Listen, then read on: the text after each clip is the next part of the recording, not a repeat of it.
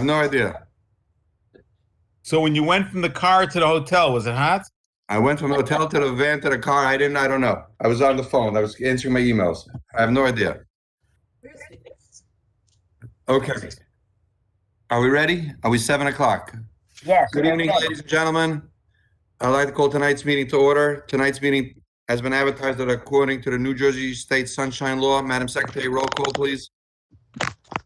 Mr. Gelli, Yeah. Lieberman, Here. Mr. Langley, Mr. Naftali. Fran, if you can hear me, I'm just trying to get my volume to work. We got you. We Mr. got you. I hear you. I'm on. I'm just trying to. I might have to log off. and log Viviat back is on. here. Volume Mr. is an Ingber is issue. here.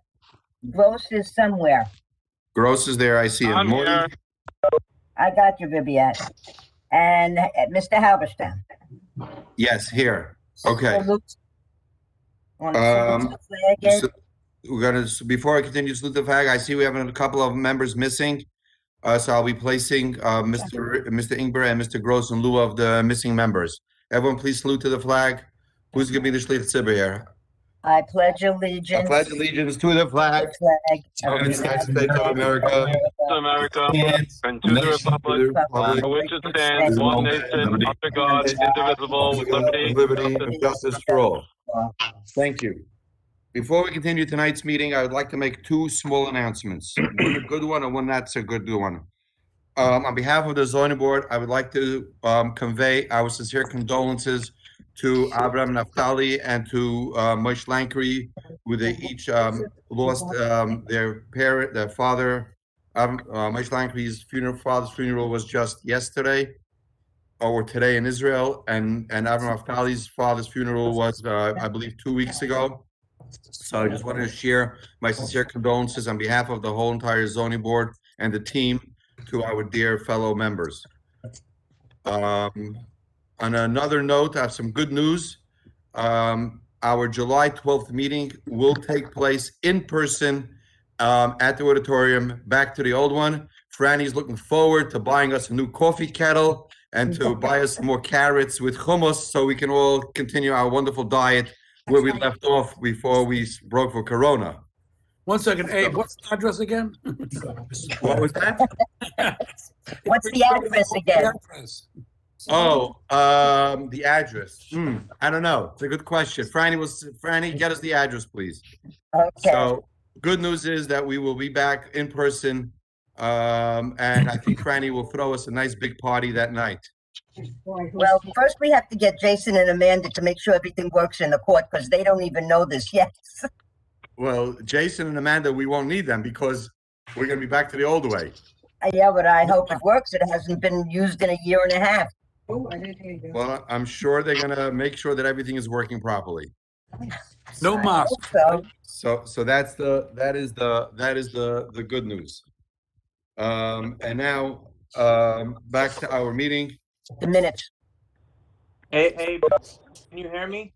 Yes, I hear you. All right, just test. I just wanted to test my. It looks like you're also in a hotel room somewhere. I'm You didn't actually turn off not the TV in my behind house, you. but I see the movie playing behind you. I'm in my house, but I never changed the background. I got options. Got it. Okay. Ed, the minutes of June 7th.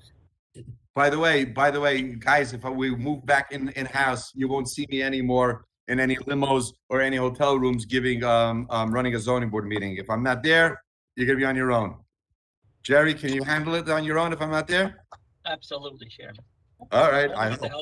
Only with the help of Judith. Okay, you got it. Judith's my shotgun. Okay. By the way, before we continue, I don't see Terry's office online. Who's here from Terry's office? Jason Klein is right here. He's Okay. Jason Klein is from Terry's office. Oh, right there, Remington Vernon on the corner. I didn't see it. Chairman. Sorry, Jason. I didn't realize there. It said co-host. It got me confused. Okay. Okay. So, minutes of June 7th. yes, can I have a motion to approve the minutes of June 7th? Motion. Motion from Moshe Ingber. Can I have a second? I wasn't there, I can't vote on it. Gleberman. Yeah, I'll Seconded? second it. Okay. Okay, I have Moshe Gleberman on the second. Madam Secretary, roll call, please.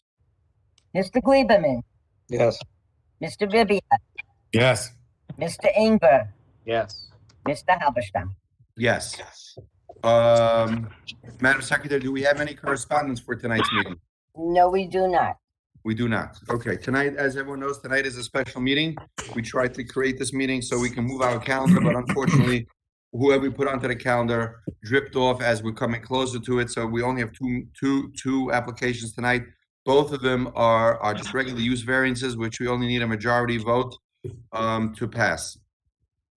Chairman, I one is think only a bulk, 4183. I didn't hear, Terry, what'd you say, Terry? one is only a bulk variance. One is only a bulk variance. Okay. The first, Terry, I can hardly hear you. Your volume is too low or your screen is too far from you. let's see what happens here. That's better. Is that any better? Let's Much try better. it. Okay, And Okay. Abe, that's Jerry, not Terry. Jerry, yes. And Jerry, you look better when we see you up close. I look Okay. younger too, don't I? Okay. Okay, so I'm gonna go to our first meeting, our first one, which is gonna be, is Moshe Newhouse here, so we can take him first? Mr. Pfeffer is here on behalf of the applicant. Mr. Pfeffer's here on behalf of the applicant? Okay, so we're gonna go with, Moshe Newhouse, appeal number 4179, Mike 4179. Newhouse, Times Square Boulevard, block 436, lot 4, 12 zone, to construct a single-family home on a 4,000 square foot lot. And this is a corner lot. Mr. Pfeffer, it's all yours. Good evening, Mr. Chairman. Adam Pfeffer, attorney on behalf of the applicant. As Fran indicated, we are a undersized lot seeking to put on a single-family house. I do have Brian Flannery here to address any technical natures, and we can swear him in at this time. I just ask Mr. Chairman, after he's sworn in, if you will accept his credentials as an expert in the field. Sure. Brian, go ahead. Mr. Pfeffer, do you swear to affirm or affirm to tell the whole truth, so help you God? I do. Brian Flannery, Jackson, New Jersey, licensed professional engineer and professional planner. So as has been indicated, this is a 4,000 square foot existing lot. We're here requesting a C1 hardship variance for setback relief. The plan that was submitted showed the required front setback and rear setback. The front setback that's required is 30 feet. The rear setback that's required is 20 feet. With those two setbacks, there's no building envelope left. So either this property has been zoned into utility, in which case the case law is the township would need to buy the lot because it's been zoned out of any practical use, or we need to get a hardship variance to allow the construction on the lot. As I'm sure the board is familiar, this particular property in close proximity to the Hearthstone development, not all the lots in the area are 12,000 square foot lots. And in Lakewood, there's 12,000 square foot zoned areas where all the houses are on 12,000 square feet, and something like this would look out of place. But in this particular area, that's not really the case. To the east of us on Times Square Boulevard, there are 4 houses that were built on lots substantially smaller than the 12,000 square foot required by the ordinance. Also, in the rest of the entire block 436, there's no existing houses. So it's not like we're putting this into a neighborhood with existing homes where it's going to stand out and create difficulties. We're taking an existing lot the applicant has offered to buy or sell with the adjoining property owner, and we're here this evening looking for the relief. So as indicated in the RVE report, the relief that we're specifically requesting is the front yard setback from Times Square, 30 feet is required. And this is going to be the side of the dwelling. It's not larger setback front area. So on this frontage, we're asking for 9.17 feet. The front yard setback from Elmhurst, where 30 feet is required, we're providing 20. And there will be parking in that front setback area. The rear setback, which would relate to the property adjoining to the west, we're asking for 5 feet where 20 feet is required. And the maximum building coverage, 30% is allowed, and we're asking for 38.06. So the intent is to provide a house that fits on the lot and would provide a housing opportunity for the future buyer. The house that we're proposing is 25 feet wide, 10 inches.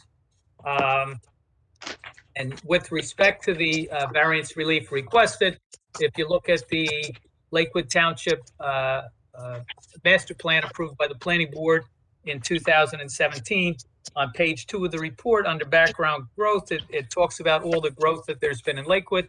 It concludes on page 3, based on this information, it's therefore important that Lakewood plan for residential development to house its growing population. The vision statement on page 7 of the same master plan says encourage development and redevelopment in appropriate locations consistent with established land uses. The municipal land use law, NJSA 40:55 D2, under the purpose of the act, says encourage municipal action to guide the appropriate use or development of all lands in the state in a manner which will promote public health, safety, morals, and general welfare. Now, this is a C1 variance. A lot of the applications that are presented are C2 variants, where we need to show the benefits outweigh the detriments. In this particular case, for a C1 variance, we need to show by reason of exceptional narrowness, shallowness, or shape of a piece of property, we need the relief. And this is an existing 4,000 square foot lot. There are, I just mentioned the Times Square to the east of us. Those lots were built at 50 feet wide. So a 50-foot wide lot has houses on it in close proximity in the same zone. 40 foot's a little smaller than that. And as pointed out earlier, what compounds this is it being on the corner. But again, it's a hardship, and we don't have any way to compensate for that hardship. There's the only thing the applicant can do is request the relief from the board.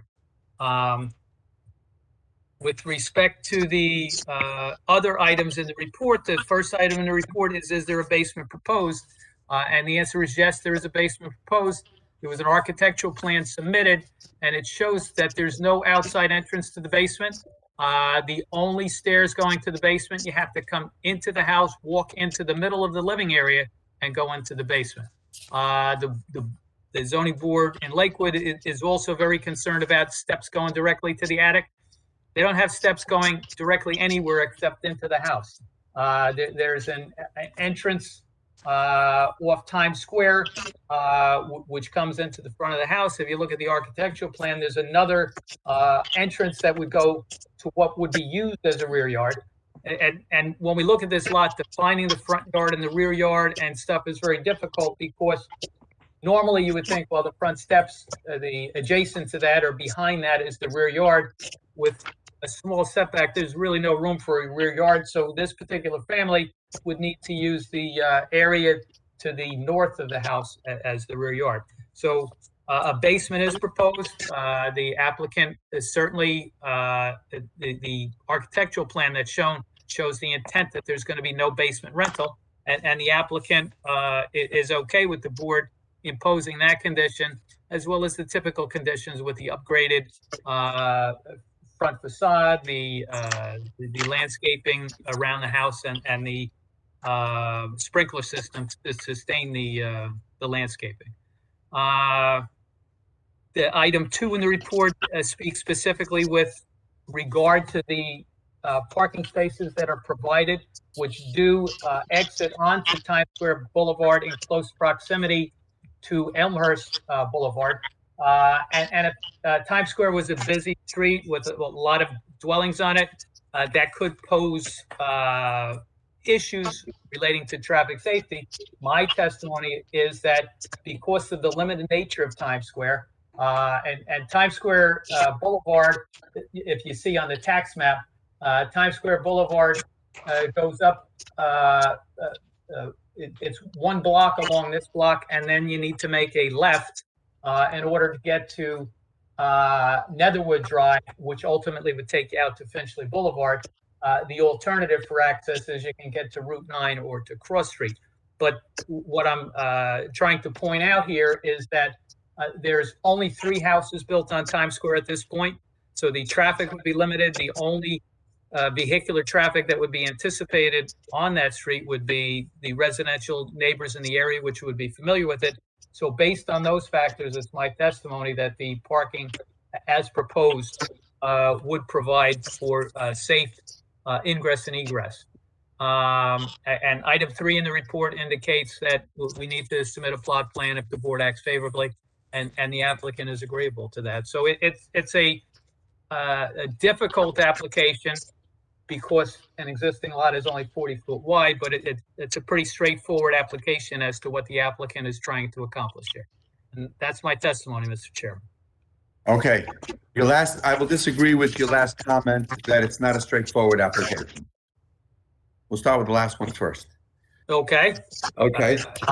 To me, it looks straightforward. If there's something that needs clarification, I'd be happy to provide it, Mr. Yeah, Chairman. so let me go through your testimony and let me tell you what my problem is, okay? First of all, do you have buy-sell letters? Adam, do we have buy-sell letters on this? Mr. Pfeffer?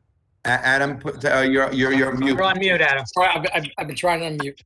Yes, we do have buy-sell letters, and a response was made by Krupnik Mandel, wherein they are of the opinion that they only have to purchase the property for our contract price plus our costs, which I've indicated that's not that's in the case that is a contingent contract. Our contract is not contingent, and we are out of the contingency period, and we are closing this property no matter what. I responded that to the Which lot is that? hold on. Lot 4. Okay. Lot 4. Okay, But I do have the buy-sell letters, and I provided those proofs. fine. So if we need it, you can provide it to Jerry at any given time. Okay, so we have buy-sell letters, so we can move forward. Jerry, we have buy-sell letters out of the way, so we'll get that issue out of the way. Well, hold on a second. I heard that we have a buy-sell letter. I can't hear you, Jerry. You're too far from your speaker. I can't hear you. Sorry, I heard that we have a buy-sell letter on lot 4. What about the adjoining piece that I guess runs on Times Square Boulevard? There were correct. There's a buy-sell letter to, I believe it was 2 property owners. Hold on one second.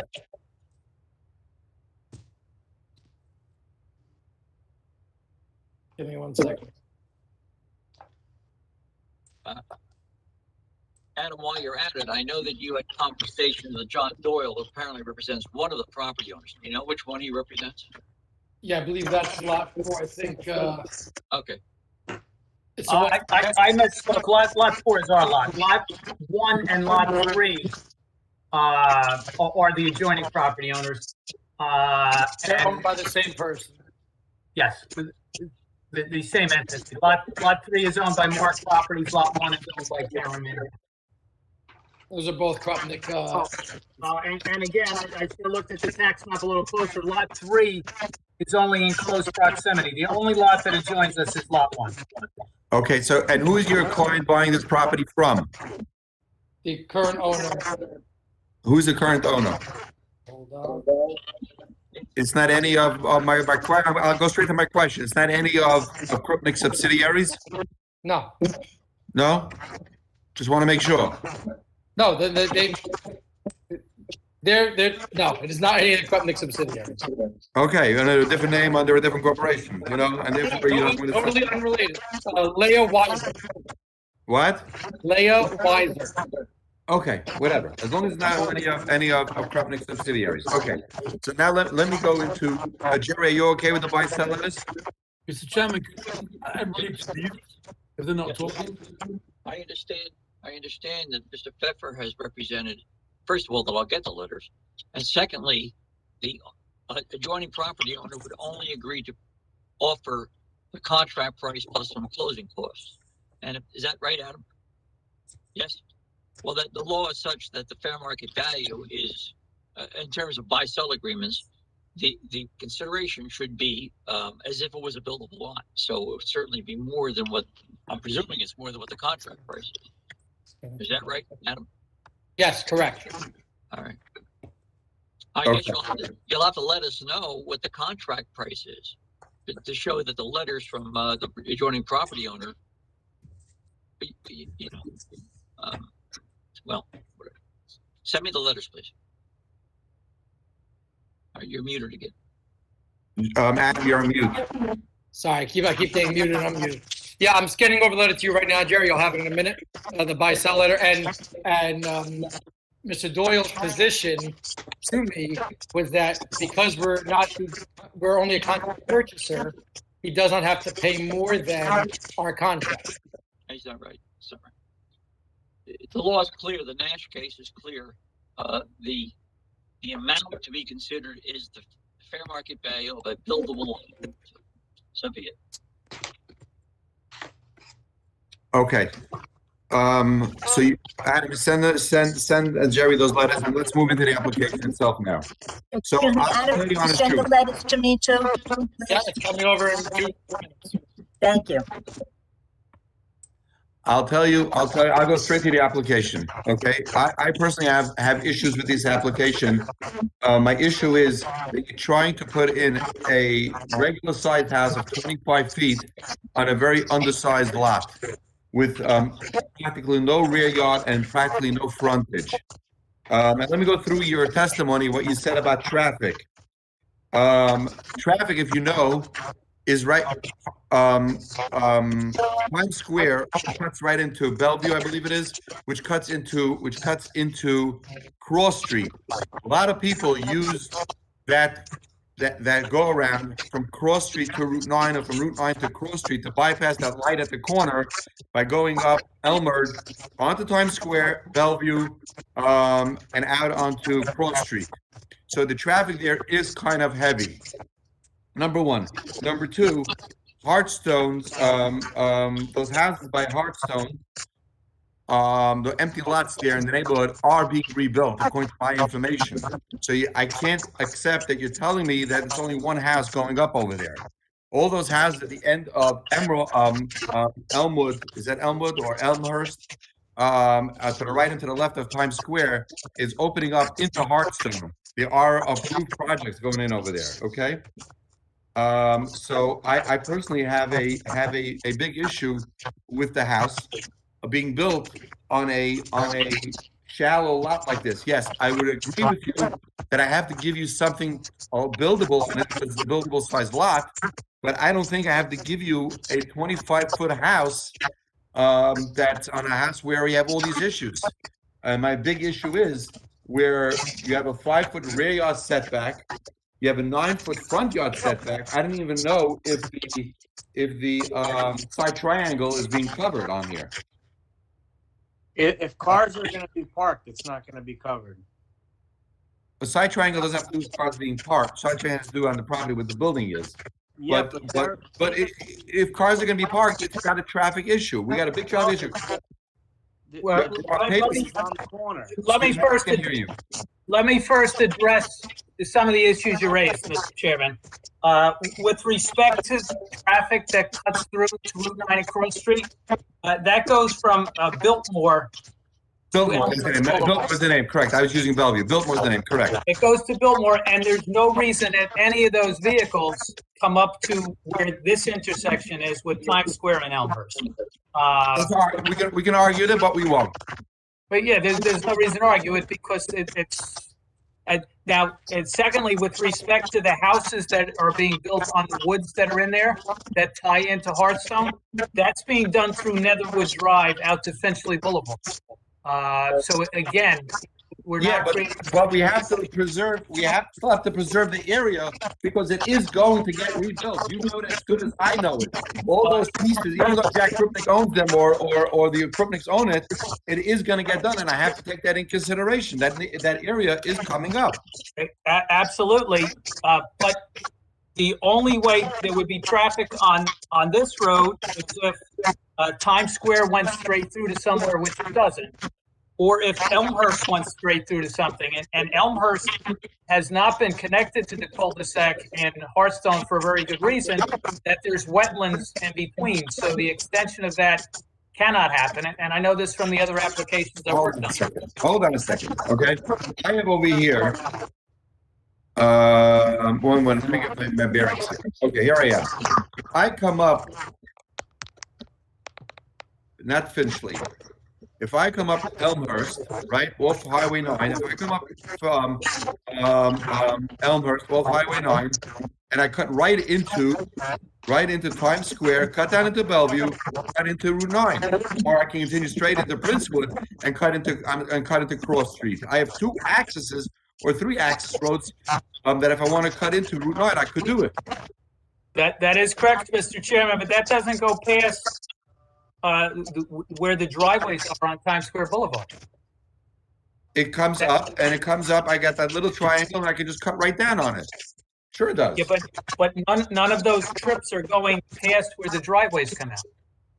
I'm not worried about the driveways. I'm worried about the house itself by being 9 feet off the front line, or 5 feet on the rear yard. If the house is trying, to me, this looks like you're squeezing in one minute. You're squeezing in a square peg in a round hole.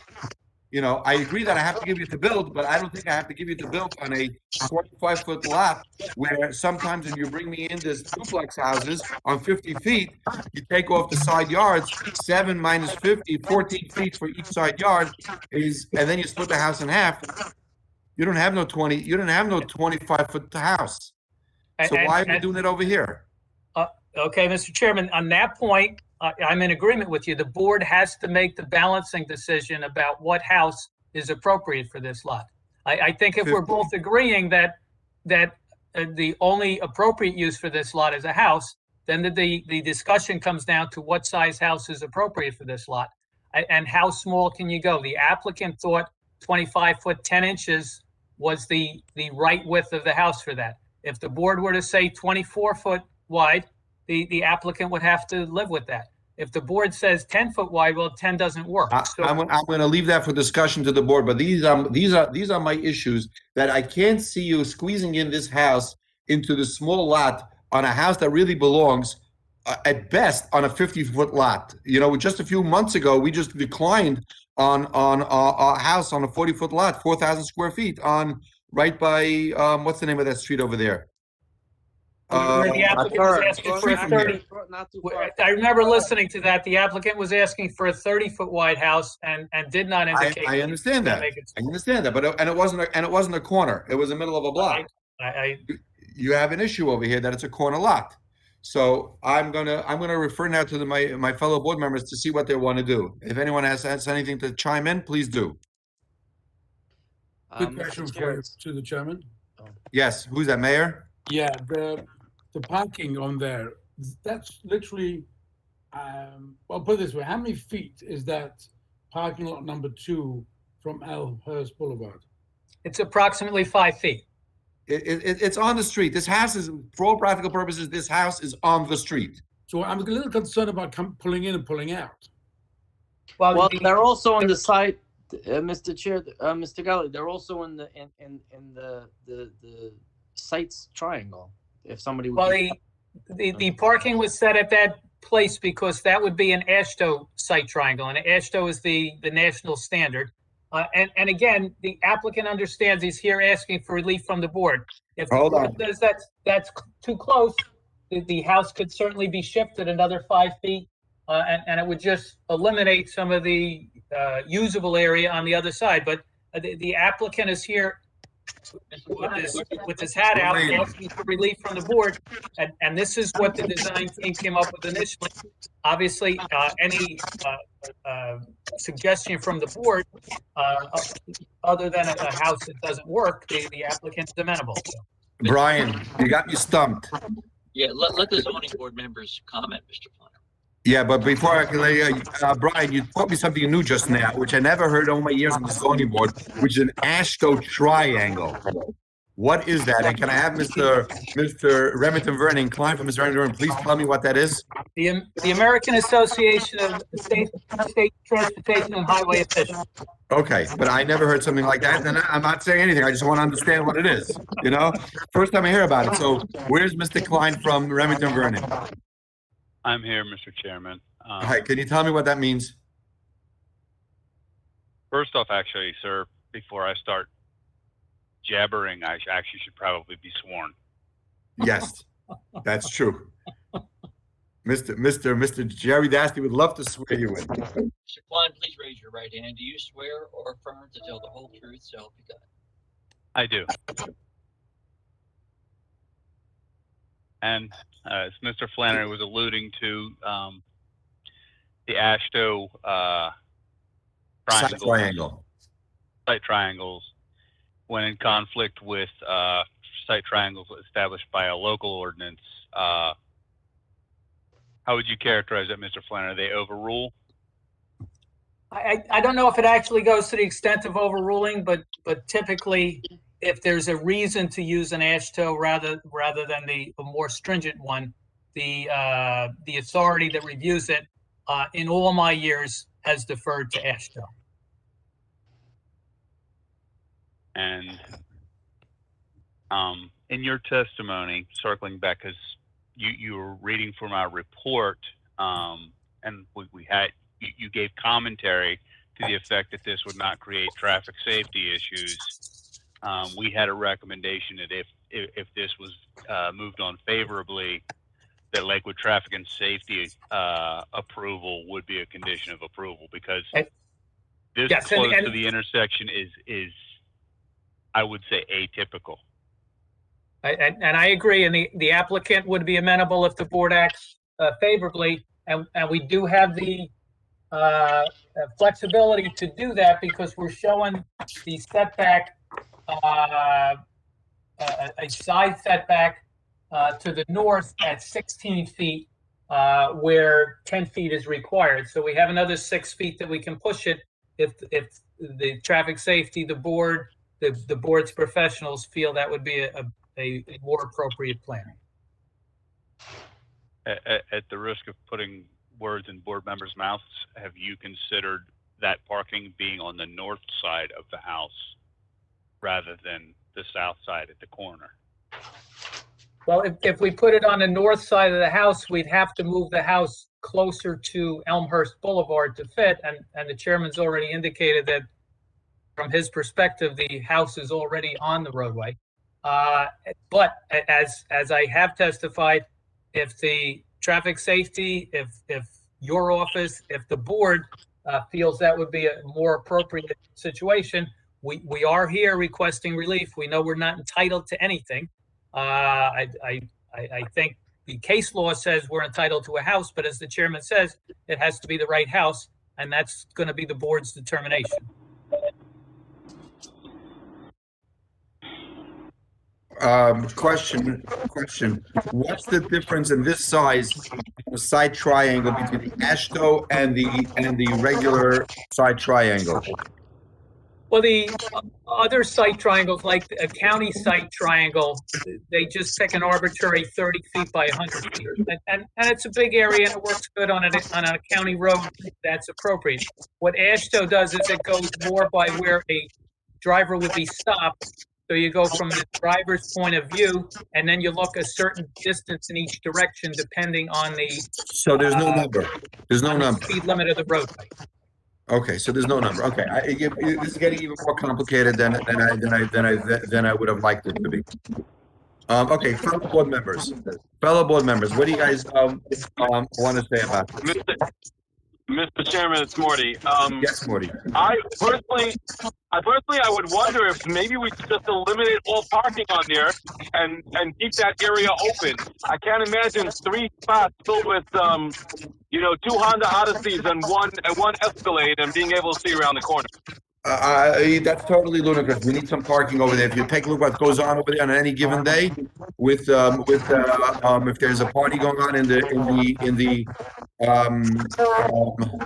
hall over there right down the road by Gourmet Glatt Gourmet, forget about it. To me, it's the lesser of two evils because No. if you give him parking, you can't see around the corner. There's no way you can see around the corner. Fine. He's never going to pull in all the way, and you're going to block the sight. Morty, you ever heard of the thing? If the glove don't fit, you must have quit. You know that? You know? Okay. So the house doesn't go up. Mr. Flannery, the application that's before the zoning board and Mr.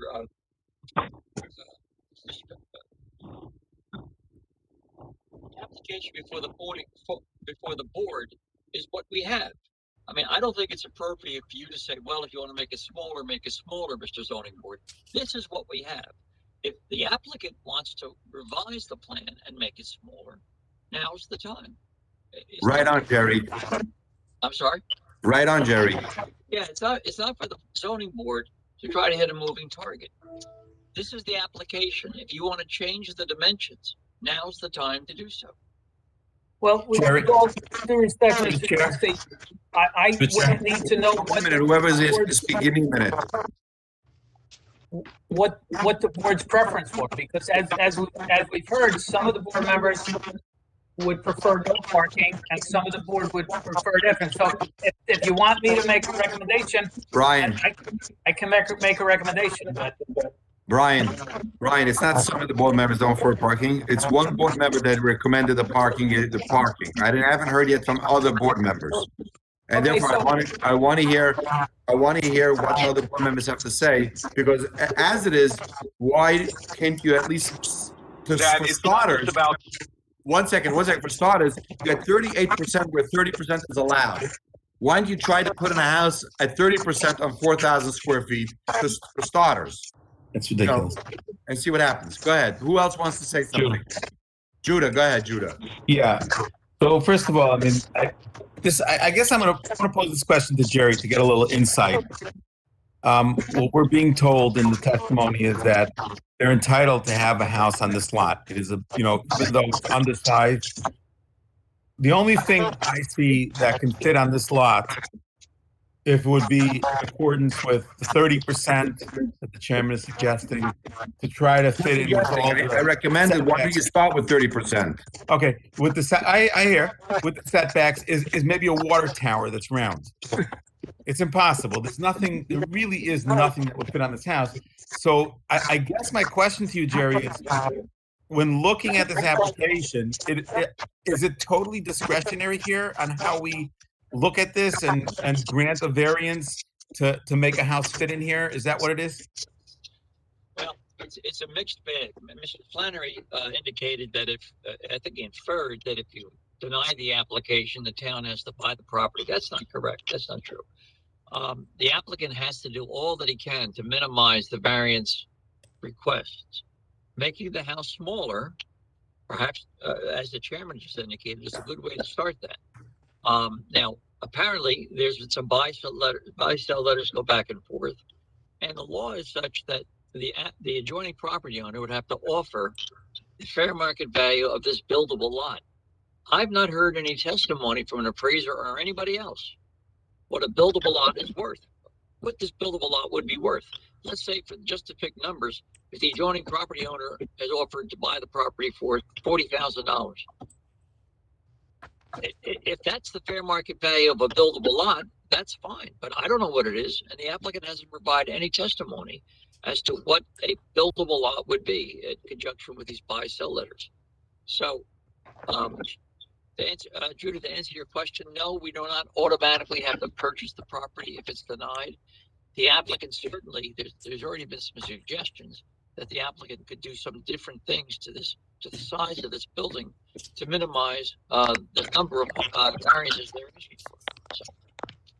So my question, Jerry, was that in granting a variance here, is it totally discretionary? Because no matter what they put on this property, it will not fit in, to any of the setbacks, period. So is it discretionary what we just think fits? Is that how we look at it? Yes, I would say so. Yeah, if you believe that a house should go here, you certainly have the right to say, fine, but the setbacks should be what X, Y, and Z, or the lot coverage should be no more than. Jerry, I don't know what the lot should fit, what setbacks would work. How do I know? Let him put up a house and figure it out and come back to us. Exactly. I understand. I'm not here to tell you. I would recommend to start. Let's start on 30% and see what kind of house it is. Sometimes, 1 minute, Mayor. Sometimes if a house doesn't fit, then the lot is worthless. I'm sorry, you overpaid for the lot. Can't help it. Bad investment. Let's not forget he hasn't paid yet. He's a contract purchaser. That's true also. Okay, Mayor wanted to say something. Exactly. Come back with something that makes sense. And in the design, if you could do something with the parking, it shouldn't be so close to the road. You know, it's to me, this is a hard lot for me even to start telling him that, yeah, I'll be okay with 15 in the front or 15 in the back. Let's take a look at it. I think Mr. Klein has something to say, Chairman. Yes. Just a brief interjection. The house as proposed is 1,522 square feet. Your comment on 30% coverage, that's a 1,200 square foot footprint for the house, just for comparison's sake. Thank you. Okay. So, Mr. Chairman, this is Adam Pfeffer. Yes, Adam. We hear the board's comments. We thought this was a reasonable request. The board obviously wants to see it revised, made smaller, possibly shifted over. The applicant has no objection to doing all that.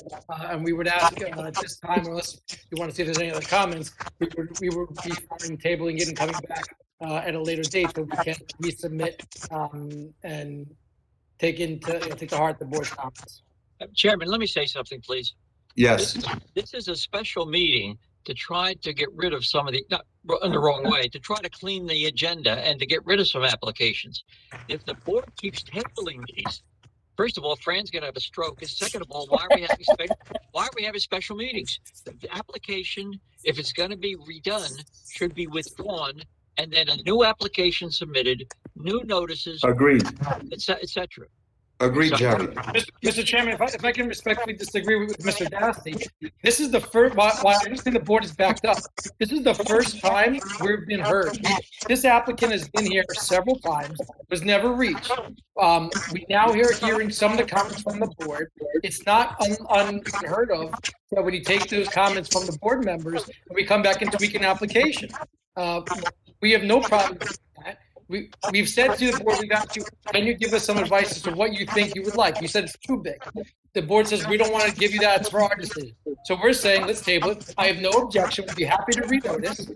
It'll be at a later date. It'll be in person. We'll be able to see all clients' pictures and we'll go from there. But to say that we have to withdraw or vote is not really fair. Adam, the first time we're being heard. I hear what you're saying, but nevertheless, let's hear what other fellow board members have to say, and then we'll vote on what we want to do. If we want to accept your withdrawal, or if we want to accept your table, or we'll let the fellow board members come up with a determination.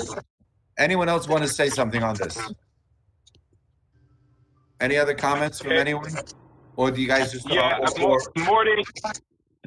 would like to apply on the Morty Gross would like to apply on the table versus withdraw. I definitely hear where Jerry's ire is being raised. I definitely hear that. But Adam is right. It's not his fault we were so backed up. And this is the first time being heard. So I don't think we need to penalize him. That's just my 2 cents. I would say whether it gets tabled or not, he would have to renotice because it's going to be a different application. It's going to be a totally modified plan, whatever he comes back with. Jerry, do you agree with that? Mike, we just said that we're gonna have to have a total new application regardless, because it's a total new, design and a new notice and everything? I'm okay. I'm Hold sorry. on. Go ahead, Jerry. Well, No, go ahead, I don't Jerry. think you have to reapply, but I would. I got it. Yeah. I got it. Jerry? Chairman, they would certainly have to renotice. Yes. Because they're going to submit revised plans. I would also suggest that they have to put back in the same amount of escrows, because whatever they did the first time, because Terry's office has to review a brand new plan. Correct. If that's the way you're going to go, those would be the minimum things that you should require. We will just keep the number, but everything else has to start from scratch. Yeah.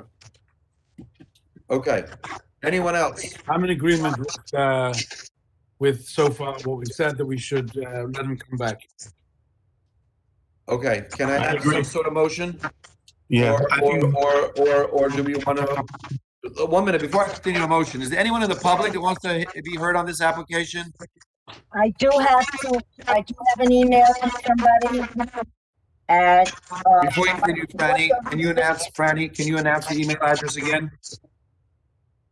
zoning comments at lakewoodnj.gov. Zoning comments at lakewoodnj.gov. If anyone wants to send an email, please do so now. Or if anyone wants to send any other correspondence for the next application, if you have it, please do so now as well. I do have an email from Israel and Bayla Stein, block 436, lot 4. It looks like they live at 1074 Times Square Boulevard. I am writing to you about the disturbing letter that I received about an intended variance of a plot of land. My wife Bayla and I are adamantly against this variance. We believe that it will destroy the serenity of the neighborhood. There will be too many houses too close together. It will also be an eyesore. The rest of the houses are all set back and have a yard. This one will not. To go from a 12,000 square foot requirement to a 4,000 square foot requirement is quite a drastic change. This area was never intended to have houses built on such a small area. Please keep this in mind when considering this application and deny the variance. Okay. Anyone else? Any other letters? No, Right. that's it. That's it. Any final comments from fellow board members? My thing, what I would say is, I believe Jerry was provided with letters where the other adjacent neighbors didn't want to we're not sure, didn't want to purchase this lot, but we weren't really convinced that the neighbors wouldn't sell their lot to this applicant, which will change the whole application and make it a much better application. So I don't know if Jerry wants to take a look at that as well, but generally I find Krupnik is in the business of selling property. He may, I don't know if there's a letter out there of him offering his lot for sale. As I understand the representation from Adam, there was buy-sell. I mean, we have to look at the letters, which I know have been sent to me, but I haven't looked at them in the last, 15 minutes. So I suggest that new letters should have to go out. New buy-sell letters should have to go out based on the new plans. And I would like to see those letters before the meeting, assuming, you come back in a month or two. Okay. Fine. So guys, you heard everything that we had to say about this. What do you want to do? A motion either to approve or disapprove this application, a motion to let it table, a motion to let it table with the new application, start over again. What do you guys want to do? Morty goes to make a motion to table with new notice. Okay. With new notices and everything, new escrows and everything else as if it's a new application. Yes. And no dates. Yeah. And no date set. Okay. Right. Anyone can have a second on that one? And letters sent to Jerry first. For review. Okay, with a, can I also recommend that maybe we should get some appraisal on it? Yes, Chairman. Okay. Yes. All that in my motion. Okay. Can I have a second for Morty's motion? I think Second, Judith, Mike Greenberg. Moishe Ingber, second. Madam Secretary, roll call, please. Mr. Gelli, Yes. Mr. Gleberman, Yes. Mr. Ribbiat, Yes. Mr. Ingber, Yes. Mr. Gross, Yes. and Mr. Halberstam. Yes. Okay, good night, and we'll see you back at a later date. Thank you. Take care, have a good night. Okay, moving on, we're gonna go to,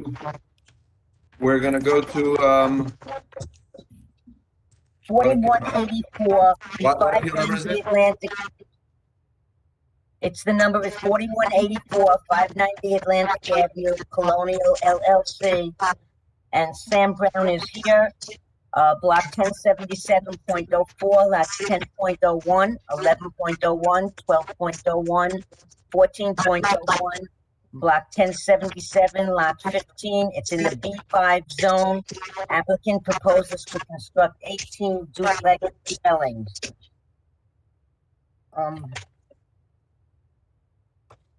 Good evening, members of the board. My turn to speak. Give me 1 second, We Sam. have only 6 members. Sam, give me 1 second. There's a lot of feedback coming in, and whoever's not part of this application, can I ask you to please mute?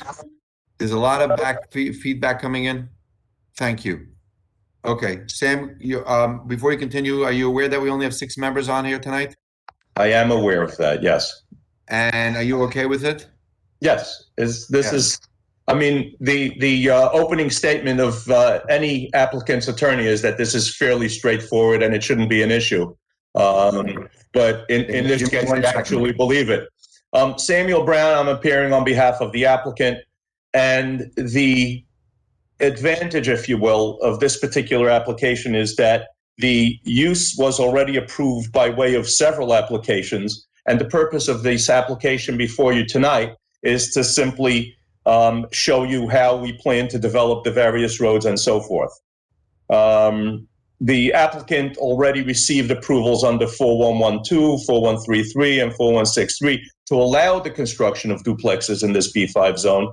And the subdivision at this point is to pull all of these together, develop the roads, which would be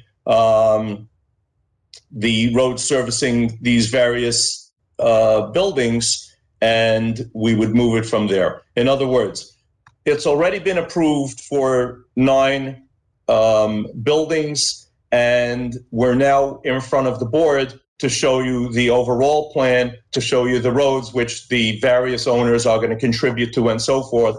And instead of boring you with the details, I'm going to turn, and you then need to hear it twice, I'm going to turn it over to the applicant's professional so that you understand the improvements, the basins, the way we've dealt with water and so forth, and he can take you through it. If I can turn it over to Brian Flannery, who's on the call with us, and take it from there. Jerry, could you swear? You got to unmute yourself. I sure do. Thank you, Sam. Mr. Flannery, do you swear or affirm to tell the whole truth to help you God? I do. Brian Flannery, Jackson, New Jersey, licensed professional engineer and professional planner. As Mr. Brown has indicated, this is an application for subdivision of properties that have been before the board with respect to a use variance to put duplexes in the B5 zone. There were 3 applications that were done, and an exhibit was prepared, A1, which was a tax map exhibit, and it shows the 3 blocks that came to the board. They all came separately, and as Mr. Brown indicated, the first one was appeal number 4112, the second one was 4133, and the third one was 4163. And these properties are located on Stratford Street, which is a wooded area currently. It's just north of the Wawa and the self-storage. The Wawa's been there quite a while. The self-storage was approved by the zoning board and next to the flea market, and the evidence that was presented at the time is the master plan says this should be a B5A. B5A allows duplexes on 8,500 square foot lots. What the master plan said, though, was that the roads need to be fixed before that could happen, and the board granted the approval with the condition that Stratford would be approved to Vermont. Vermont would be installed between Route 70 and Chestnut Street, so that this wasn't creating a traffic problem associated with the development. As I'm sure most of the board is familiar with, the township has improved Vermont between Route 70 and Chestnut. It hasn't been opened yet, but it will shortly. And the applicant certainly agrees to a condition that no COs be granted until Vermont Avenue is open. And Stratford Street, Florence Street, and Jonas Street in between the two is improved to the standards indicated on the plan. As I indicated, the property is in the B5, slated to be a B5A, recommended in the master plan. B5A allows duplexes on 8,500 square foot lots. We've proposed the 9 duplex buildings that Mr. Brown alluded to on an average lot size of 11,470 square feet, which is 35% larger than what the B5A zone would ultimately allow. But when you look at the plans, it's a beautiful plan which will provide the housing opportunities that we're looking for. We also submit an aerial, again showing the subject property. Here you can see the Wawa that's located south of the property. It's showing this area was taken before the self-storage was built, but the self-storage is on that area, and the flea market has been cleared at this point for a townhouse development. We submitted a map which shows the 9 duplex buildings. It shows the property to the east. There's an additional 6 duplex buildings that are proposed there. They weren't included with the subdivision, was not included with this application because that had not received the zoning board approval at the time the plans were prepared. But there will be a subdivision submitted for these 6 duplex buildings that would be located in that place. And again, you can see on the aerial that Vermont at that time was a dirt road. Vermont has been completed. Colonial Drive will be extended to Vermont. Jonas will be done between Florence, and then Florence will be improved to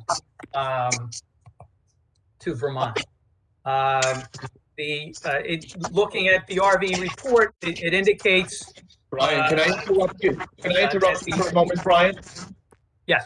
If I may, I'd like you to speak to the board about the size of the lots, which we've kept very much in excess of what would otherwise be required under a B5A.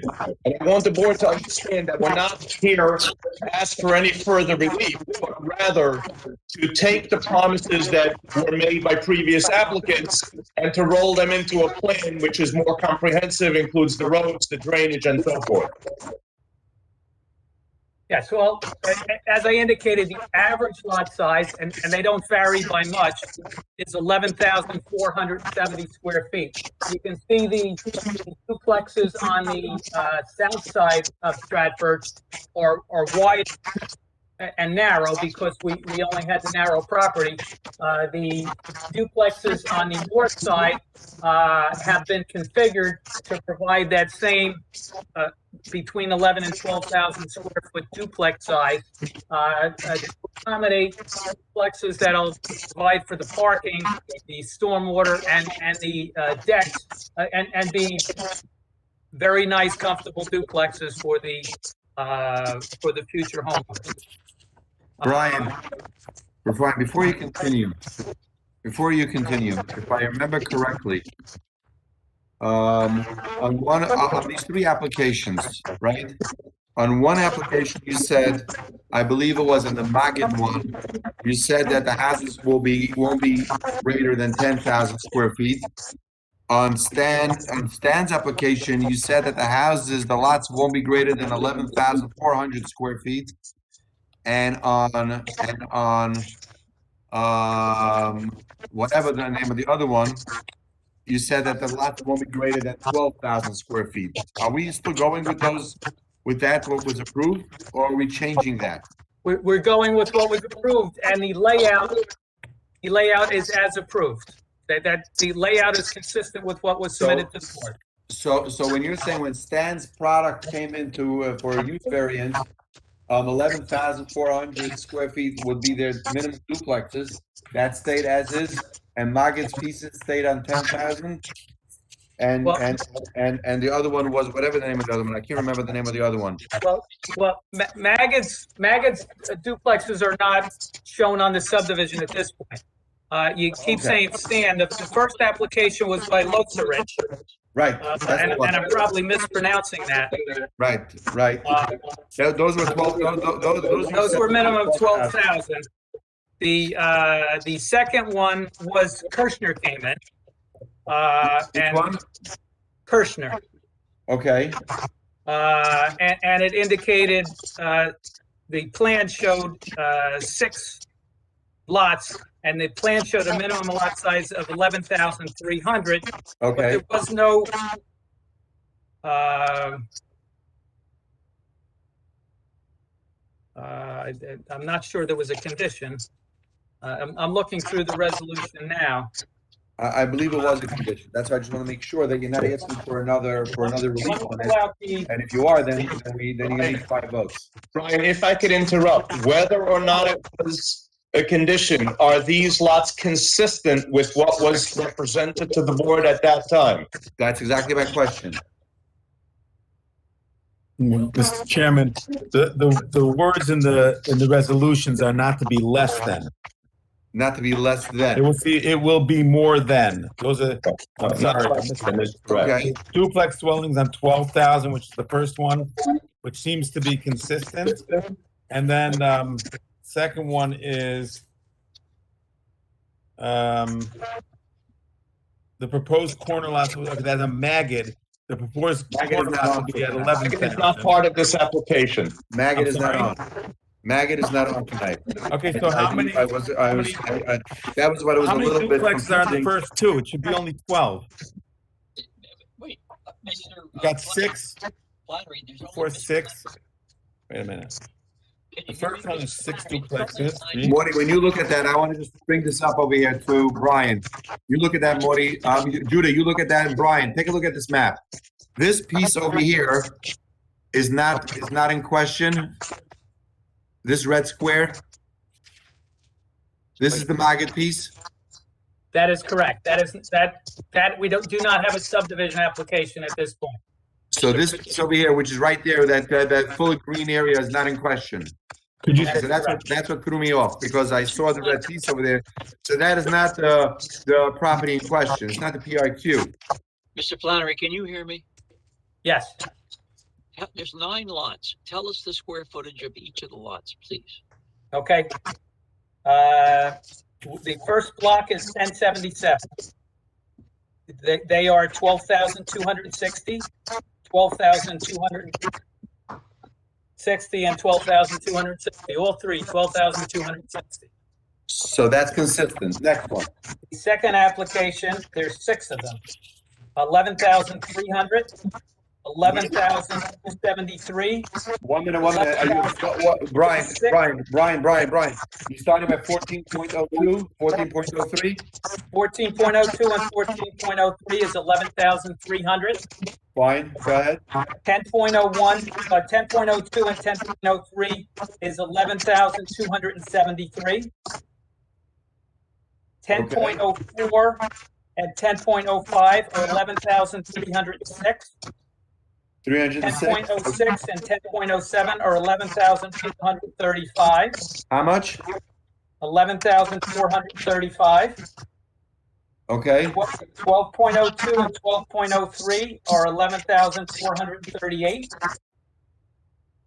And 11.02 and 11.03 are 11,507. Okay, fine. So it seems like, Jerry, it seems like that he might have to come back for a new use variance, and some of them are a little bit less than what we gave him at that point. Not that I have an issue with it, but I just want to make sure that we do this right, and he'll need 5 votes. There's one that's 27 square feet short of the 11,300. Correct. There's only Correct. one lot, please, there's only one lot that's less than 11.3. It's 11,273, if I understand correctly. Is that That's right? correct. Correct. Can't you give that correct. lot 27 square feet somehow? We could certainly give that, we would agree to amend the plan to add the 27 square feet to it. So then if you do that, Chairman, every one of the 9 duplex lots is in accordance with the requirements of the previous approvals. Fine. Perfect. That's what I wanted to make sure, or else he would have needed a use variance and he would have needed 5 votes instead of a majority vote. That's what I was trying to get to. So it's not an amended use variance, it's just now a regular site plan. Okay, continue. I've learned over time that sometimes the comments from the board are the most valuable part of the application. It's absolutely correct. If we make this adjustment, then as Jerry indicated, it's not a big deal. We submit that we will be within the 11,300 feet for each of the lots so that we have no problem. During resolution Thank you. compliance, we'll make that adjustment. It's just an adjustment of the lines, exactly. Okay. Excellent, Brian. Please move Excellent, along. Brian. Perfect. What else?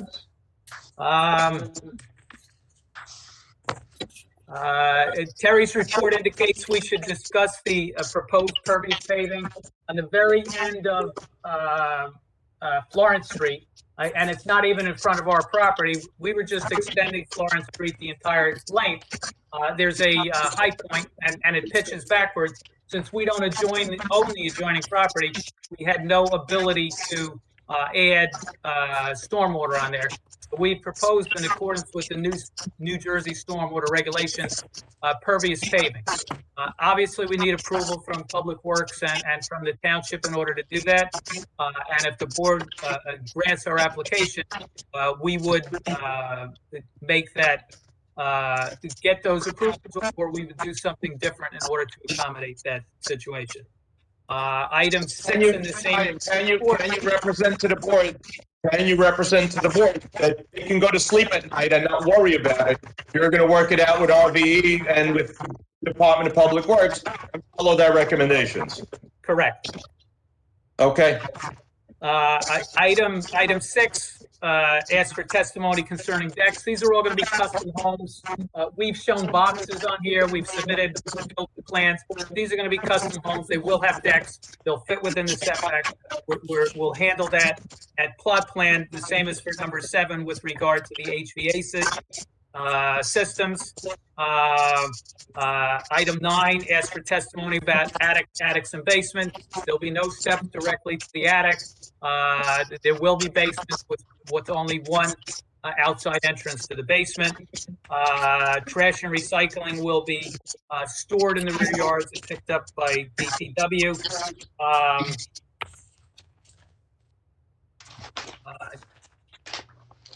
And obviously, we would be providing foundation plantings with irrigation and the upgraded architectural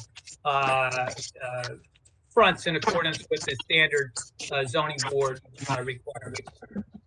Mr. Flannery, did you say, what did you say about the HVAC units, or do you know yet where they're going to be located? We don't know where the HVAC units are going to be. We will provide that information at plot plan when we know what homes are going to be built, but we would comply with the. Brian, I do have one issue over here. I don't see a blueprint, and I don't know what's with the house you're putting up over here. And what's my final side yard setback going to be by each one? You said over here, you're writing over here that it's going to be 18 feet. Hold on, side yard setback, 16 feet. We've indicated on the plans the side yard setbacks that are proposed in accordance with the approvals granted by the board, and I'll just run through them quickly so everybody's comfortable with it. The minimum lot area we've shown is 10,000 square feet. Obviously, we're agreeing that in this particular application, the minimum would be 11,300. As far as minimum lot width, you can see these are all very wide lots. The typical width requirement for a duplex, for the entire duplex, is 60 feet. The smallest we're showing here is 95 feet, so we will comply with that. Front yard setbacks, we're asking for 25. Side yard setbacks, we're asking for 7. Rear yard setbacks, we're asking for 15. Maximum building coverage is 35%, and maximum building height is 35%. And that's pretty consistent with an R75 requirement. I should point out that the B5A allows 8,500 square foot lots with 40% impervious coverage. We're not asking for that. If we had 8,500 square foot lots, we need the 40% impervious coverage. Our minimum lot size will be 11,300, so we don't need 40% impervious coverage. We're asking, consistent with what was testified when the uses were granted, for 35% impervious coverage. So each house over here will be approximately about 31 by 40, each door, 33 by 40, 35 by 40, and you have some nice side yards. So there's gonna be a nice separation. I have over here 14 and 12, that'll be 26 feet, 16 and 14, that'll be 28 feet, 12 and 25 is the rear over here, that's not a problem. Talk to me about lot 10.06. I see 9 feet and 7 feet. Can you explain that to me, how that works over there? Side yard 10 feet, 10.06. 10.06.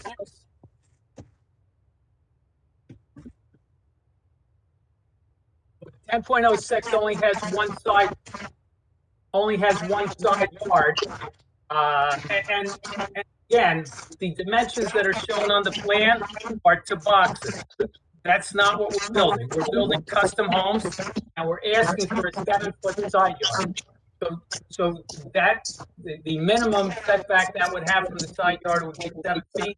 We're showing something a little different. All of the boxes that are on here are boxes. We don't have any buyers. We don't know exactly what's going to be built. So is this box going to be what you're putting up? Is this what your application is, that you want to build on in these boxes? You're not going out of these boxes? You're staying within these boxes? We're proposing to stay within the setbacks that we've proposed, and the setback lines are shown on the plan. Good. So that's what I'm saying. So 10.06, and then matter of fact brings me to 10.05. I see. Oh no, that's just the envelope. So to the box is 9 feet. The envelope is 7 feet. Okay, and that is 12.5 feet. The envelope is 7 feet. Okay. But you're staying within the box of 9 feet then, on 10.06. So we're staying within the setback. The boxes that are shown are to show a unit of the 35% that it fits on the lot. No. They're going to be custom lots, so we don't have the actual footprint that's going to be built. So you're telling me that over here, let's use 10.06 as an example. It's 78 feet. The total, both houses combined is 78 feet. So that's 78 divided by 2 is how much? 39. So this house is going to be 39 by 40, or is this house going to be greater than 39 by 40? Because you tell me you can go up to at least the minimum of 7 feet. Until we have a buyer for it, I can't tell you. Can we, Jerry, help me out over here? Well, do I understand, Mr. Flannery, that what you're saying is that the houses will be no larger than the boxes shown on the plan? No, what I'm saying is that the houses will comply with the bulk standards that are listed on the plan, which is 35% impervious coverage, and they will fit within the setback lines that are indicated on the plan. I would like to have some more of clarity of what size house is going here, so that I know what's going on here. I don't want to see that house. Let's pick let's pick a house lot 15.05. I have 28 feet. So you're gonna tell me that this house can still be built another 20 feet wider than it actually is. Is that what you're telling me? If it would be within the 35%. Well, we can't build monstrous houses because the 35% limits us. The boxes that are So give me the 35% on here. So you have plenty of room to make this house to be a humongous house, though. Because if I have 6,000 square feet, 35% of 6,000, what's that lot? 10.05. I picked 10.05 over here.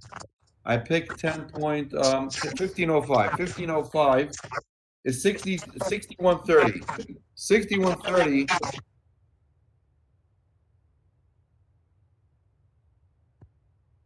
6130. Hold on a minute. 6130 times 35%, 2145 times 2, it's 4,200 square foot house. Is that the maximum you're gonna go on this? That is the maximum we're gonna go. But Brian, I believe you need to clarify that you're talking about all the impervious coverage. Well, In it's other not all words- the impervious coverage, it's the house and the deck and any covered porch. Well, excuse me, I understand that. It's the house and the deck and I whatever else understand that. would be associated with that. But the point is that we intend to respect the setback lines as indicated on the plan, and the boxes are for some approximation so that the board could visualize it. Is that correct? 40, Correct. that's correct. 40 times 40 is 1,600. So you're telling me that this house is 40 times 40 is 1,600. So if I were to just increase this house by another 10 feet, make it 50, I can go up higher. So this house technically could be 52 by 40, or 52 by 42 by 42. This is a humongous house. I don't have a blueprint. I have to figure this out. And then I'm gonna have to worry about where's my air conditioner going. So if I'm adding another 10 feet, so from this 28, I'm dropping down to 18 feet. Through the chair. Yes. Chair. Yeah, Mr. Chairman, I think that this has come up so many times in the past, and I think it's been the policy of the board that, especially, they're coming for a final. There's no reason why we can't see the architecturals with the layouts to see where everything's going to be. And you know, I'm hearing that you're going to build duplexes that are going to be custom. Does that mean one side's going to be one duplex and the other side's going to be something else? I would like to see something more substantial than this. I don't have to see something more substantial. I just want to know to give me the final product, the number. You know what I'm saying? If the house is going to be 42 feet, the price is going to be 41 feet. Go ahead, Jerry. Can I make a suggestion that if the board is not certain and wants to know more about where the houses would fit on the lot, you can consider granting preliminary approval this evening and holding up on the final approval. And they have to go back, you know, they'll have to show final approval probably at the kind of resolution compliance. The final approval, they don't even have to renotice. It's just the final approval to comply, to show that it's in conformance with the prior resolution. So you can get the preliminary approval tonight, presumably, if you wish. And then when they come back with a final map to be signed by the chairman, it's going to show, generally speaking, where those houses are going to be. You know, Jerry, that's a good thought. In lieu of moving the calendar, I don't want to push this off because I want to move the calendar. But that's a good thought and a good idea. I just, you know, we need to know where we're going over here. I'll tell you the honest truth. I have no problem with this application. I think it fits based on the resolution we gave them. I have no problem with the application. My opinion, I'm speaking for myself over here. I just want to make sure that we're not shooting ourselves in the foot, that later on we're going to see these monster duplexes going up, which you won't know what happened over here. But I have no problem with the resolution. I have no problem with the application. It fits, it works based on what our vision was on the initial application. So what you're saying now fits my narrative. Mr. Chair, Mike Shingber. I also would say that this kind of is inconsistent to what we originally approved. I don't have an issue with this application, but I do have an issue not seeing architecturals. I know the customer that's going to buy these, and I know where they're coming from and how many children they have. And these, no doubt, are going to end up to be monstrosities of buildings with possibly even 2 basement apartments. And All I don't know four. what's going to be going on in the attic. Mike, you can probably, the size that they want to put in, they can probably put 3 or 4 illegal basements apartments. So I think architecturals is a must. Again, I think I don't have a problem voting on it, you know, with final, what Jerry recommended as far as. I think I lost Okay. you. This is a subdivision. But I can envision exactly the type of unit that they're going to want to build here, and I think we should you know, keep a handle on it. Okay, point taken. They can increase the box. But the party that's going to be building it's not going to be, you're going to have 16 different applications. What was that? Morning Gross? What was that? He's selling lots. These guys are selling lots. They're not building, they're not developing the property. Well, we have to ask our attorney. Maybe there might be a resolution compliance that each board member has to approve the set of plans that go on that. No, what Jerry was saying is that before we vote on the resolution, they should submit architecturals, and if we like it, we'll move on it. If not, we'll have them adjust that architecturals. I'm okay with that. But Mr. Chairman, the problem is that you're going to have to wait until he sells all 16 lots or whatever it is. The number. Morning, that's not your problem. But, Mr. Okay, Chairman, I'm pointing that out. I don't know if everyone's thinking that way. That's all. the board is used to seeing an application where an applicant comes in on a particular lot and says, this is what I'm building on this particular lot.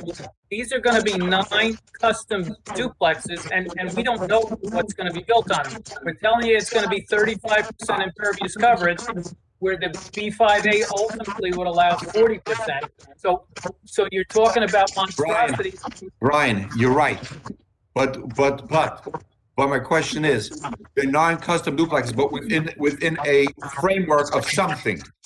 Mr. Klein, You know what I'm saying? What is that something? And that's where Jerry wants to say something about that. Jerry, go ahead. What do you want to say, Jerry? Wait for Mr. Klein. Go ahead, Mr. Klein.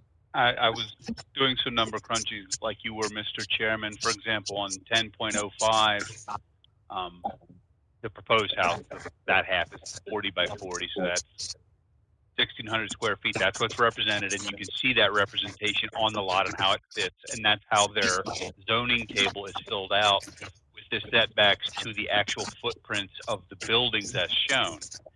If you use a 35% maximum, you can build a house that is 34% bigger than that. Correct. And that's where, yeah. That's my problem. Yeah. Building substantially in compliance with what's on the plan, if that's open-ended that way. Perhaps I'll go even further. Jerry, I'll go even further that if I'm putting up a new community, a new neighborhood, maybe I want all the houses to look uniform. And go ahead, Jerry. I think it's ironic that the last application, we were complaining the houses were too small. I think we're complaining that the houses might be too big. My suggestion would be that we don't know yet the layout of each house. This is a subdivision application right now. Just to divide the lots. What if the lots are divided as per the plan? They would have to then have to show that the lots would comply with our setback requirements as per Terry's letter. So these are much bigger lots than normal in Lakewood, frankly, for duplexes. So if they're bigger lots, bigger duplexes than normal, that we normally see on an 8,000 or 9,000 square foot lot, and so be it. My suggestion would be to move this along. I think the lot sizes and the configuration of the lots is satisfactory. It complies with the resolutions as we talked about. Correct. You might want to think about preliminary approval tonight, come back with a final approval, which doesn't even require notice. Come back with a final approval and show the outside dimensions, potential dimensions. Correct. The applicant would be amenable to doing that. I agree with that. Jerry, that's actually a good suggestion on multiple levels, because as you pointed out, and if I may, the application you're looking at is unusual in the sense that the applicant is giving you a lot more room than you're used to. the risk that the board is grappling with is, I don't know what's going to end up there. And so Jerry's suggestion that we petition the board for preliminary approval tonight based on the setbacks and based on respecting all of what was previously represented, that would be done. And then as pieces of this are either developed or ourselves, or it's going to be a different person who's going to do it, etc., at that point, I'll come in for final approval. So I have a question to Jerry. Jerry, based on that notion, are we going to do this on a lot-by-lot basis, or are we going to do it all 9 lots at once? No, I think approval by approval, there are multiple approvals here. And I would do them all 9 at one time. Yes, you have to. Now, look, the houses are going to be a little bigger than we're used to because the lots are a lot bigger than we're used to. So yes, there's a potential. But I would like to do them all, not lot by lot, because then this is going to go on forever. I would like to see, bring them all in, all 9 lots, how you want to do it, and then we'll give you the final one later on. Mr. Chairman, does it make sense that the south side of the street, which was a separate application, be separated from the other? Or the one application, Sam? No, this application is one application because we're now applying so that we can put in roads and all. But in terms of the underlying approvals, does it not make sense to follow the underlying approvals? What underlying approval are you talking about? The underlying approvals by which the use was granted to this board. The lots are going to be each a minimum of 11,300. Correct. Not the lots, okay?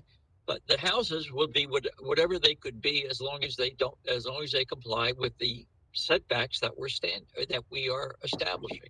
Correct. Letter. Now, Chairman, these houses might be bigger. They're not going to be McMansions.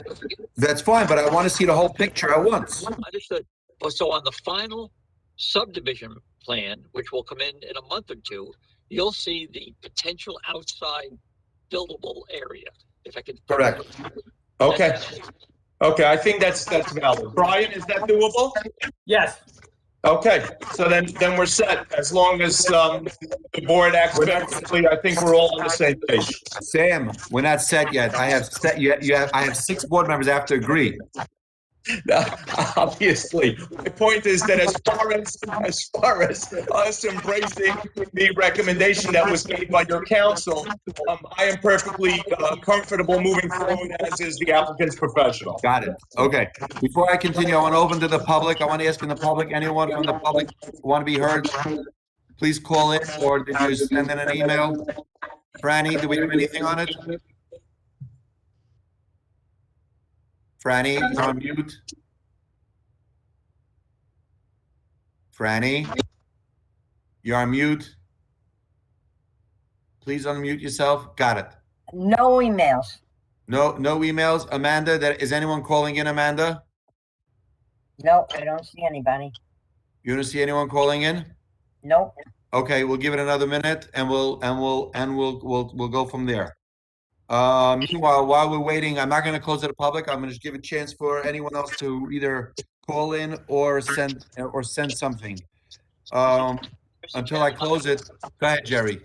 On my screen, at least, I see the eloquent, good-looking Adam Pfeffer's name up there. I don't know. Is Mr. Pfeffer going to be participating in this application?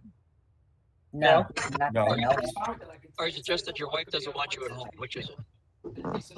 He is home. What'd she say? Take a slow boat Well, I home? know I have to give a certification to the court showing. No, Adam just billing, that's all. Oh, he's got to do some billable hours. I got it. Obviously, well, it doesn't return to me. Okay. Then I know that they, one, if not both of them have been received. But I can prepare a 1-sentence certification for him to sign. I assume when he called you, gave no objection, correct? Okay. Franny, do we have any other emails come in? No. No phone calls? No. Okay, so we're close to the public. Guys, can I have a motion or any further comments? Yeah, it's motion, but one clarification on the previous resolutions. How did what did we require with Colonial Drive? Is that going to be opened up through traffic? Was that That's a good part of the- question. I forgot about that. You're right. So I did, as far as being certified, I did a What FedEx. is, we Adam, require- Adam, can you please mute yourself? Whoever's not talking, mute yourself. It's coming, the static is coming back. Whoever it is not. Somebody mute him? Please put Maybe yourself on somebody mute. mute him. Oh, I don't know. I got muted by mistake. I'm not sure why. Okay, go ahead. Which street, Mr. Ingram? Colonial Drive, there's a cul-de-sac that goes into the existing road, the Chestnut area. It stops The at Stratford. original resolution, how did we deal with that? What were they required to do? Hold on. To extend Colonial through Stafford to Vermont. And there was a neighbor from Colonial who got up and spoke in favor of the application. I recall that. That's correct. And that would be part of this application as well. Well, the conditions of the preliminary approval would be that, well, it would still be, you still don't have the final approval, but the applicant has conceded there won't be any certificates of occupancy issued until Vermont was open, and they would improve Stratford, Jonas, and Florence to township standards before any COs were issued. I think that's what, Mr. Brown, is that correct? That is correct. Brian, confirm that, please, so that I followed along correctly. Brian, Yes, in terms of the improvements, I believe that is correct, but I don't want to make believe that I'm the engineer. yes, you're doing good. I meant to believe I'm the attorney sometimes, so it's okay. Mr. Ingram, I'm presuming that Colonial Drive is now a cul-de-sac, and that's where it'll stay. It'll just abut. I believe we spoke about opening that up to Vermont as part of this application. It is being opened up to Vermont as part of this application. So how will is there an existing cul-de-sac which has to be cut through, Brian? The existing cul-de-sac is extends to the north. So just by straightening it through, the northerly part, the bubble of the cul-de-sac will not be needed anymore, but the township will do whatever they want with that bubble, whether they leave it there or vacate it. But you're going to cut through the bubble to get to Stratford. That is correct. Right. I remember vaguely, I don't have the resolution in front of me, that part of us granting this original application was it was going to benefit traffic to be able to come. Providing access directly to Route 70 for those existing homes. Right. Yeah. And that is what's shown on the plan. Before I go for a vote, Jerry, I have a question for you. Based on your recommendation, Jerry, we have a right to adjust or make comments on that final site plan that they're going to bring in later? Well, yes, but as long as it's complying with our setback requirements. I'm sorry, I didn't hear you. Yeah, as long as it is complying with our setback requirements, which are in Terry's letter, you can't enlarge the setback requirements. It is what it is. It is what it is. So as long as it's within 35% and everything looks normal within the reason, then we have to go with it. It's only that we have to see exactly what's going on. Yeah, but if I may, similarly, the applicant needs to stay in compliance with both the coverage and the setbacks, and that's the point of seeing a final plan. Because if you don't see something visually, sometimes you can question what is it exactly that we're approving, and we've agreed that we'll put that for a final approval rather than the preliminary part of the approval. Correct. Okay. I think the most important in the second phase would be architecturals. Well, not if it's a custom home. Not if it's custom. I just want to see the box, where it's going. The architecturals, if it's a custom home, you can't see the architecturals. The envelope is the matter that we were focusing on, in that the board wants to see how it lays out on the lot, and it doesn't get overwhelmed by the fact that it's spilling over into any of either the setbacks or the coverage issues. So then why don't we make as part of the resolution now that they can only have one exterior basement? Oh, there you go. Why don't we do that All now? the other things. We're You expecting that to could be. do that. Yes, you We're could. expecting that to be in the resolution, and I Yes, you could. testified to that directly. 1 minute, Jerry wants to say something. Jerry, go ahead. Mr. Flannery has testified that as a condition, he would agree, and the preliminary approval resolution will provide only one outside entrance to the basement, no entrance outside to the attic, no stairway to the attic, stairway to heaven. Have the what I refer to as the Lakewood conditions in terms of the 1/3 of the front stucco, Correct. blah, blah, blah, blah. Those are all in there. Yeah, and we're perfectly fine with it, Jerry. So it's not just something that's going on behind the scenes. The applicant is absolutely on board and is agreeing to comply. And Okay. and the condition would be now about Vermont eventually has to be opened. Of course, this is only a preliminary, so he can't go get building permits now. But Vermont's got to be opened, and the other 3 roads within this development have to be improved. That's the ABC of the approval. That's the ABC of it. Correct. Okay. Okay, guys, can I have a motion? Mr. Chairman, I have one question. Who's that? Mike, go ahead. On Stafford and Florence, is there proposed to be a stop sign on the corner of Jonas, or is that going to go through and only stop signs on Jonas coming out? Stop Jonas, and it's shown on the plan, has stop signs, and then Florence and Stratford have stop signs at Vermont. They're through streets with respect to Jonas. So it's all gonna be controlled intersections. Yes. Okay. Moish, is that all right, Moish? Yeah, my question is that the through intersection, is that going to be a high traffic area, kind of like some other streets, or should there be a stop sign on the corner of Stafford and Jonas as well? If the board wants one, we can put a stop sign there. My personal opinion would be that there's going to be very little traffic on Jonas, and you're better off having the traffic on Florence and Stratford be able to flow freely up until Vermont. But if the board wants a couple extra stop signs, whatever the board feels the applicant is okay with. You know, on Jonas, doesn't have to be a 4-way stop, but there should be some sort of stop sign there. May I make a suggestion? And that's a very good question, a very good comment, Mr. Lieberman. Let's leave that issue for the final approval. I'd like to hear from Mr. Voigt and the traffic expert from R&B on his opinion. I don't know, do you want 4 stop signs or not? Sometimes it can be more than you want, maybe not. You are going to have now a lot of people coming down Colonial, so maybe you want them to stop. But why don't we wait on the final application for the 4, if it's going to be a 4-way stop? How's that sound, Mr. Brown?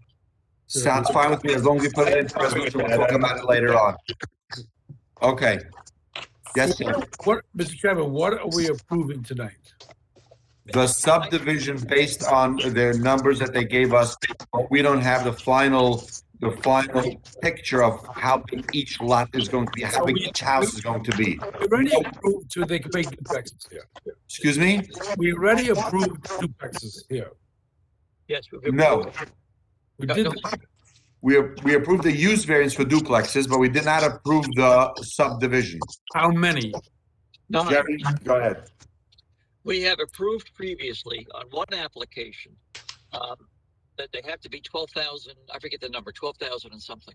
And on the other application, that can be 11,300. These 9 duplexes comply with that square footage. So that we're approving, presumably you're going to be approving the preliminary approval, subject to the Lakewood conditions in terms of the front of the house, that kind of stuff. Stop signs we just talked about. Only one entrance to the basement from the outside, no entrance to the attic from the outside, and they have to come back with, at the time of final, showing the most potential building size on each particular lot. So the big achievement tonight, if this gets approved, is the applicant now knows he can build 9 as opposed to a less of a number. That's correct. If I may, and Brian is going to correct me if I'm wrong, the purpose of this application is not just to make sure that the applicant knows its number, because the applicant is providing lots which are way in excess of what is necessary, but rather, if I might submit, that the board knows that it is getting the roads in accordance with RVE's recommendations, that it's getting drainage in according to what the township wants. It's getting the ingress and the egress that we've been clamoring for as a community for all of this time. All of this is laid out for you in this application. The number has been the number for some time now. That's not really changing. For some reason, it became a little bit of a red herring, but now that we've resolved it by way of our agreeing to come in with an additional application, just to show the envelope and so forth, I think that we're in a place where, A, we have the approvals which were previously granted, and B, the board now knows what the board is getting by way of roadways, drainage, and whatever else goes into the calculations that engineers work on. Okay. I think that's all true. What Sam has said. In the prior approvals, normally, a lot of times when it's a bifurcated application, as the other approvals were, we don't say, but the number of units are to be determined. We already determined how many units they're going to be and how big these lots are going to be. We already determined that. This now legally carves up the lots. That's really what it boils down to. Okay. Correct. Fine. Okay. So can I have a motion? Mr. Klein has a question, I think, the chairman. Okay, Mr. Klein, go ahead. Mr. Klein? You're muted. You're muted. I never make that mistake. Oh, darn. Mr. Dasty, is this also a place to put the minor adjustment, that 27 square feet for lot Yes, I got it. 10.02 and 03? Yep. Yes. Thanks. One question before we make the motion. Brian, on the east of this lot, north and south, big blue squares, is anything application pending in that? On which lots? On those two big lots, east, I'm not hearing you clearly. the two big lots right next to it. I think he means the lots up front on Yes, yes. There was an application that came to the board on this particular green area to the east of us for 6 additional duplexes. This property down here, there are no applications. I would anticipate that property owner either come to the zoning board, wait for the zone to be changed to today, and then come in and do that. And the end of this block here is a JCP&L substation, so there'll be no development on that part. Brian, can I ask you a personal question? Is there a reason why Maggie didn't put in his subdivision for his 6 houses together with this at one time? Because the application, the development of the plans was done before he had his approval. Say that again? What? The plans were drawn up by FWH, were in the process of being drawn up before he had his approval, and they didn't want to be presumptuous and put that in there if something didn't go correctly. And this application was submitted quite a while ago, but we wanted to come to the board with a clean application, so we satisfied all of RVE's comments with a resubmission before coming to the board. Brian, do I smell something here now that something is coming in by Maggie's piece? There's nothing to be smelt. The roads are shown. It's the same situation where it's 6 lots, 6 duplexes. He will have an advantage of knowing that the board wants to see more definitive house boxes, but there's nothing nefarious. Am I hearing of a big shul going up in that corner? Am I hearing of a big yeshiva going up in that corner? What am I hearing? What am I not hearing? Well, my representation from speaking with Magid is that I know I can't associate the two together because it's 2 separate applications, but okay. I just had to ask that question. There you go. Myself back. Brian, Maggie's application was approved for 6 duplexes? yes. Yeah, but we don't know yet. He's sitting in the By back. the way, just for the record, guys, for the record, this is the same Magid that we denied his application across the road 2 months ago. We wanted 3 duplexes and it was an R12 So we denied him and his single-family houses. So perhaps there's something coming up over there together with this and that, all one. I'm not sure yet. We just have to live and be well, see what's coming up. Guys, hold on, hold tight for the long ride with Maggid. We'll find out what the Coming answer soon is to a later on. neighborhood near you. Let it go, Abe, let it go. Okay, can I have a motion?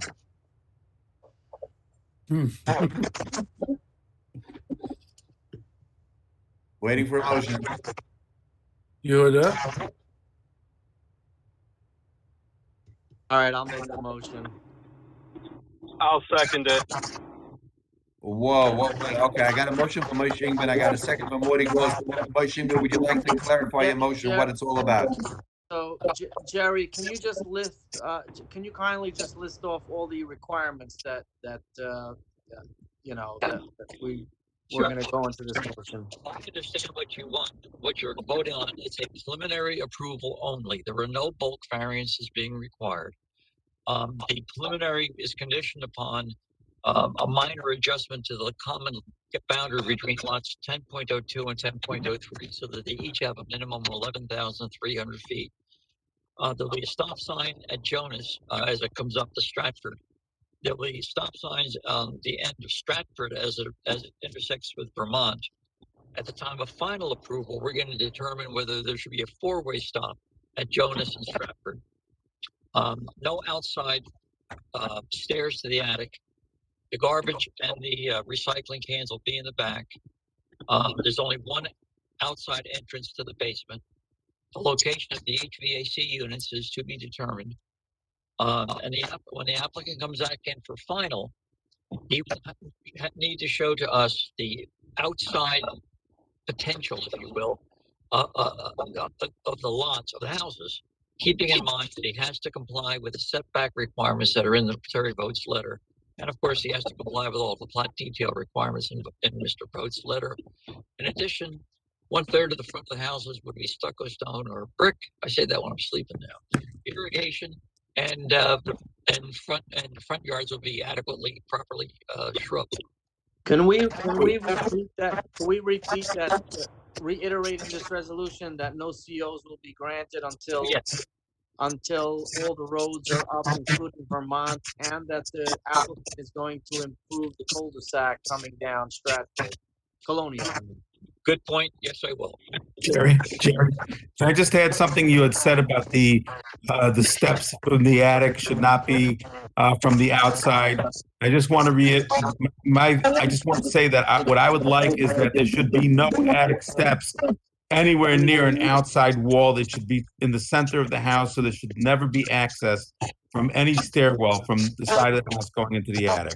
From the second to the third floor, correct? Exactly, because what's happening is that somebody could have an outside, this is going to have two outside entrances. One will be for the basement for the tenant, and the other will be a flat walk-in on sidewalk level for the homeowner, and that could have steps going all the way upstairs, and then they could have a landing and then something going up to the attic. And this is something that's being done today. You remind me of the Beatles song, and they came in through the bathroom window. How are they going to get to that stairway on the second floor unless they come through a window? How are they going to do that? What are you talking about? I'm talking about the attic. Yeah, how would they get to, no matter where No, they No, because when the stairwell comes from the ground floor to the second floor, they can have a landing that can go one way to the house and one way to the attic. So unless there's a distance that makes it impossible for somebody to actually go through the house, then they can make an attic steps from the outside without it being a continuing step. So you want one stairway, one connected stairway from the first floor to any potential landing. If they're going to have a stairwell along the outside house, where from the outside entrance going to the second floor, meaning they come in, they'll have stairwell going to the basement and a stairwell going up. We've seen plans like this already. And the entrance to the attic has to be somewhere far enough away that there's In the middle of the house, in the middle of the floor. if I may, I'm neither an engineer or an architect, but I don't think it's a problem for the applicant to agree that not only will there not be a stairwell to the attic outside the house, that there won't be access to direct access to a stairwell to the attic anywhere in the house. In other words, you can't just open a door and there's a stairway to the attic. That's a reasonable request. And if you couch it in terms of direct access to a stairwell, then it addresses your concern without creating an undue burden to the architect to try to figure out where to put the stairwell. It's very simple. Direct access to the outside, it's a perfectly legitimate request. It's very simple. The stairs going to the second floor from the outside should terminate at the second floor, period, end. You want to go up to the attic, you go in the middle of the house or somewhere else, and another set of stairs to go up to the attic. Very simple. Good point. And Sam and I will figure out the language. Very good point. If, do we have to make, this is a legal question. Do we have to write in this resolution that this doesn't override the original resolution if there's anything we missed? Will show in my resolutions that this complies with all of the requirements in the prior resolutions. Okay. That primarily deals with lot size and the roads and that kind of thing. But yes, we'll take care of that. Okay. Okay, so I have a motion from Mike Shinga and I have a second from Morty Gross. Madam Secretary, roll call, please. Mr. Gillis, Yes. Mr. Gleberman, Mr. Ribbiat, Yes. Mr. Ingber, Yes. Mr. Gross, Yes. and Mr. Halberstam. Yes. Good night and good luck, and we'll see you back shortly with your final approval. Thank you, Mr. Chairman. Thank you, Jerry, and thank you, members of the board. Thank you. Good night. Let's continue our meeting tonight. We have resolutions to do tonight. Madam Secretary, what resolutions do you have available? Brand Newhouse, appeal number 4180. Okay, so let's, Appeal number 41. wait, let's talk about Brownie Newhouse a minute. Do we have, I don't have the resolution handy. I just have one question. Jerry, do we have I remember we spoke about that, the stairwell outside will terminate on the second floor and there will not be a direct access to the attic. Do we have that in that resolution? I don't think so. Hold on. That's the first time. It's a very good idea. That's the first time I've heard it. Just a moment. Let me just make sure. We spoke about it. Yeah, I don't think we did last time, but we do have in here, and I can change it, that there won't be that connecting stairway. And I know what you're talking about. That's not Right. in here, but we'll put it in there. Okay, But you can consider approving it with that modification. with that modification, thank you. Okay, next one. What else do we have? Is everyone in favor of this resolution? Any questions on this resolution? Judah, go ahead. No, I'm good. I'm You're good. good. Anyone else? Can we have a motion on the resolution? I wasn't there last- Newhouse? Motion. Motion from Judah, second. Second. Who was that? Mike. Moish, Madam Secretary? Abe, I can't vote on this. I wasn't there last month. Okay, so we have a good motion vote. 1 minute. Okay. I put down all in favor and now we're different. Okay, Mr. Gleberman, Yes. Mr. Ribbiat, Mr. Yes. Ingber, and Mr. Yes. Halpern. Yes. Yes. Okay, Yes. 4189 is the next one. Hold on, 1 second. Wait. My battery's dying to my phone. My battery's dying. 1 minute.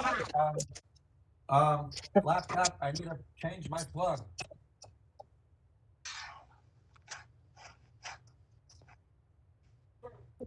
Let's see if I saved it. Hold on a minute. Do I have charge now? Yes, I got plugged in. Okay, go ahead. Okay, 4189 is, Lines. 48 Carey Street. That's It's, the I undersized lot. can't find out. Yes, It's Slappa, whatever it is. whatever it is.